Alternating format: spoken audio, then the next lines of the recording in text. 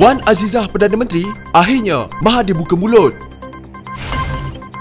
Akhirnya Isa Samad ke penjara. Zahid Hamidi diberi peruntukan pembangkang.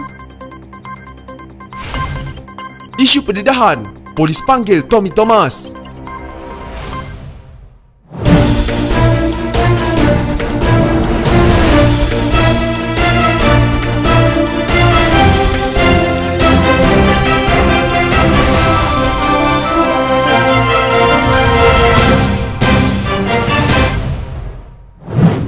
Bekas Perdana Menteri Dr. Mahathir Mohamad menepis dakwaan Agung mahukan pemimpin PKR Dr. Wan Azizah Wan Ismail sebagai Perdana Menteri interim. Cerita karut bekas Peguam Negara Tommy Thomas mengulas dakwaan berkaitan dengan memoir kontroversi Thomas, My Story, Justice in the Wilderness. Mahathir berkata Thomas sebenarnya tidak tahu apa-apa langsung berkenaan peletakan jawatannya. Menurut Tommy, saya beritahu kepadanya bahawa Agung mahukan Wan Azizah sebagai Perdana Menteri interim. Ini cerita karut, katanya di blog. Selepas menerima dengan berat hati peletakan jawatan saya, Agung cadangkan saya sebagai Perdana Menteri interim. Nama Wan Azizah tidak pernah disebut oleh Agung sebagai Perdana Menteri sementara. Thomas dalam memoarnya menulis peruntukan perlembagaan membolehkan Wan Azizah selaku timbalan Perdana Menteri dalam pentadbiran Mahathir dilantik sebagai pemangku Perdana Menteri selepas Mahathir meletak jawatan pada Februari lalu. Beliau juga mendakwa Agung mahu melantik Wan Azizah sebagai pemangku, namun Mahathir mencalonkan diri untuk jawatan sementara itu walaupun sudah berundur, sesuatu yang disifatkannya sebagai pelik. Mahathir secara sinis menyifatkan karangan Thomas berkenaan peletakan jawatannya sebagai cukup hebat. Mahathir menjelaskan Agung sebenarnya tidak boleh melantik Wan Azizah untuk memangku jawatan Perdana Menteri. Sama seperti saya, dia juga tidak punya sokongan majoriti di Dewan Rakyat apabila Pakatan Harapan ditumbangkan oleh PPBM yang keluar bersama kumpulan Azmin Ali dari PKR, katanya. Saya hairan bagaimana seorang peguam tidak faham yang ini bukanlah pertukaran Perdana Menteri. Kerajaan Pakatan Harapan telah tumbang, Pakatan Harapan telah hilang majoriti dan Agung tidak boleh terus lantik Wan Azizah sebagai Perdana Menteri. Agung juga tidak meminta Wan Azizah menjadi Perdana Menteri interim. Situasi semasa peletakan jawatannya pada Februari tahun lalu itu berbeza dengan keadaan semasa peletakan jawatan Perdana Menteri Tunku Abdul Rahman pada 1969 yang membawa kepada pelantikan Abdul Razak Hussein. Perikatan punya majoriti, dia masih punya majoriti, katanya. Bekas pengerusi Felda Isa Samad dihukum penjara 6 tahun dan denda RM15.45 juta selepas didapati bersalah atas 9 pertuduhan rasuah membabitkan RM3 juta. Hakim Muhammad Nazlan Muhammad Ghazali menjatuhkan hukuman itu setelah mendapati Isa bersalah atas 9 pertuduhan rasuah melibatkan RM3 juta berkaitan pembelian Merdeka Palace Hotel and Suite MPHS di Kuching, Sarawak. Nazlan memerintahkan hukuman penjara berjumlah 54 tahun dan denda RM15.45 juta. Tetapi Isa 71 hanya perlu menjalani penjara selama 6 tahun kerana hukuman penjara itu berjalan serentak. Mahkamah turut memerintahkan tertuduh dipenjara 18 tahun jika gagal membayar denda berkenaan. Dalam menjatuhkan hukuman itu, Nazlan berkata rasuah adalah barah yang menjejaskan sistem demokrasi negara. Mahkamah mengambil maklum latar belakang tertuduh dan rekod pentadbiran serta penglibatannya dalam politik negara di mana tertuduh telah berkhidmat sebagai Menteri Besar Negeri Sembilan selama 2 dekad dan juga sebagai Menteri Kabinet. Kesalahan berkaitan rasuah adalah serius yang menggugat ekonomi negara dan merupakan barah yang menjejaskan sistem demokrasi negara. Oleh itu, mahkamah menjatuhkan hukuman penjara 6 tahun bagi setiap pertuduhan dihadapi tertuduh dan memerintahkan hukuman berjalan serentak. Mahkamah juga mengenakan denda 5 kali jumlah suapan bagi setiap pertuduhan yang kesemuanya berjumlah RM15.45 juta dan sekiranya gagal membayar denda, dikenakan penjara 2 tahun bagi setiap pertuduhan, kata hakim itu. Dalam penghakimannya, Nazlan berkata mahkamah mendapati pembelaan defendant terhadap 9 tuduhan rasuah itu sebagai sesuatu yang difikirkan kemudian. Isa dituduh menerima RM3.09 juta dalam 9 transaksi antara Julai 2014 hingga Disember 2015. Wang itu dibayar ahli perniagaan Sarawak Iklan Zaidil kepada Isa kerana meluluskan pembelian Merdeka Palace Hotel and Suite oleh Felda Investment Corporation. Wang itu kemudian diserahkan kepada Isa menerusi bekas pembantunya Muhammad Zahid Mat Arif. Memang benar tiada sesiapa menyaksikan penyerahan itu. Zahid dalam keterangannya berkata wang itu diserahkan kepada tertuduh secara rahsia. Keterangan oleh saksi pembela seperti bekas setiausaha tertuduh Zuraida Arifin atau Syari dan pengawal peribadi Kamar Bashar Sharif juga tidak membantu kes pembelaan.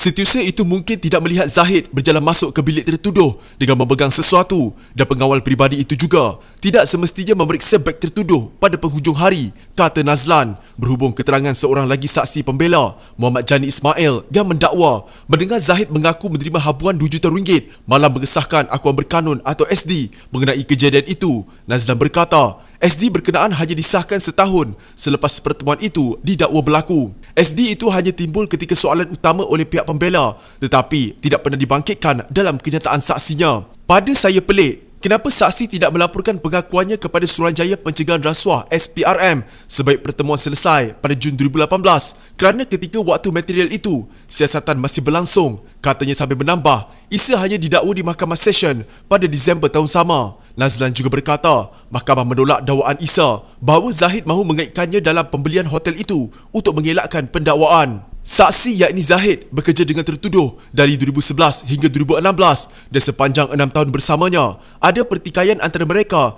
berhubung isu kerja. Kontrak saksi ditamatkan selepas tertuduh menuduhnya sebagai pengkritik lantang kerajaan ketika itu yang menunjukkan sokongan untuk pembangkang. Tiada sebab untuk saksi mengaitkannya sebegitu, katanya. Sementara itu, mengulas perbualan dikatakan antara Isa dan Zahid di Ibu Pejabat SPRM beberapa bulan sebelum Isa didakwa. Nazlan berkata, Isa tidak mengambil langkah memaklumkan penyiasat SPRM berhubung pengakuan Zahid itu. Isa sebelum ini memberitahu mahkamah dia menemui Zahid 2 kali pada 2018 iaitu ketika satu majlis pengebumian dan di SPRM Putrajaya di mana Zahid mendakwa tertekan ketika ditahan reman kerana diletakkan dalam lokap berhantu menyebabkannya tiada pilihan selain mengaitkan Isa. Bagaimanapun, pembelaan tidak menyoal balas Zahid mengenai 2 perjumpaan itu atau memanggil saksi bagi menyokong keterangannya, kata Nazlan.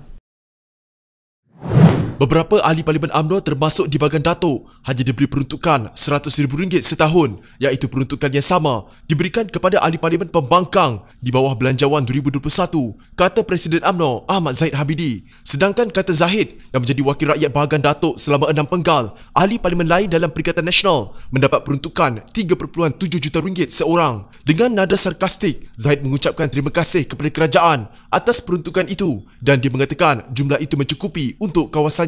Setakat ini saya terima peruntukan sebanyak RM100,000 setahun untuk tahun 2021. Ahli Parlimen kerajaan yang lain dapat RM3.7 juta.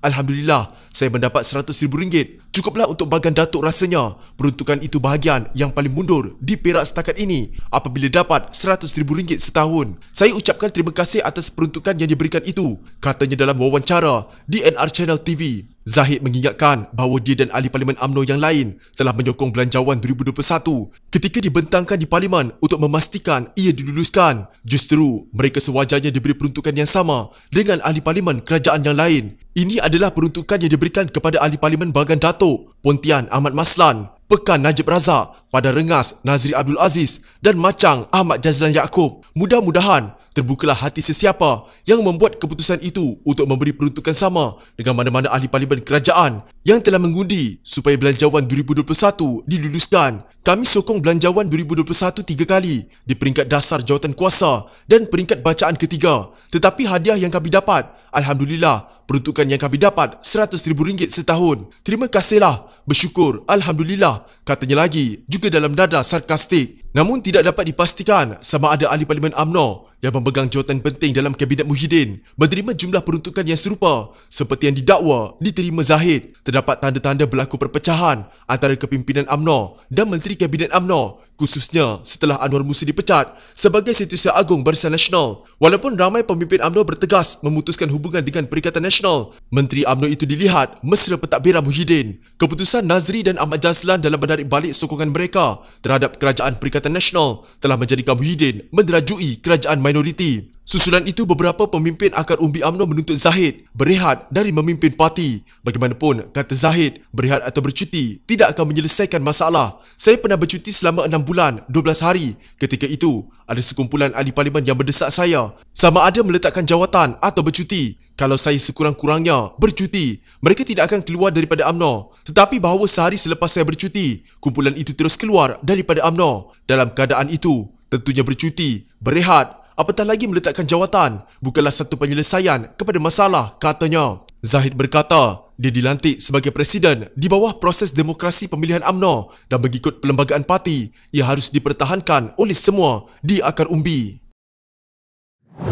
Polis akan memanggil bekas pegawai negara Tommy Thomas susulan laporan dibuat oleh seorang bekas pegawai kanan undang-undang berhubung dakwaan kontroversi dalam memoir My Story Justice in the Wilderness. Ketua Jabatan Siasatan Jenayah JSJ Selangor, Fazil Ahmad berkata, kertas siasatan dibuka selepas polis menerima satu laporan daripada bekas pegawai penyelidik kanan di Institut Latihan Kehakiman dan Perundangan ILKAP, Muhammad Hanafiah Zakaria. Katanya kes disiasat mengikut Seksyen 500 Kanun Keseksaan yang memperuntukkan hukuman bagi kesalahan fitnah. Kita akan panggil secepat mungkin untuk rakam percakapan beliau, katanya kepada media. Hanafiah dalam laporannya berkata, Thomas harus disiasat mengikut Seksyen 499 Kanun Keseksaan iaitu kesalahan fitnah kerana mencemar reputasi pegawai Jabatan Pegawai Negara dan imej badan itu. Selepas Thomas merujuk kepadanya dalam memoir yang dilancarkan pada Isnin, Hanafiah yang berkhidmat selama 33 tahun dalam perkhidmatan kehakiman dan undang-undang berkata, tuduhan Thomas yang saya tidak mampu mendakwa dalam kes berprofil tinggi seperti SRC bertujuan untuk menjatuhkan reputasi saya.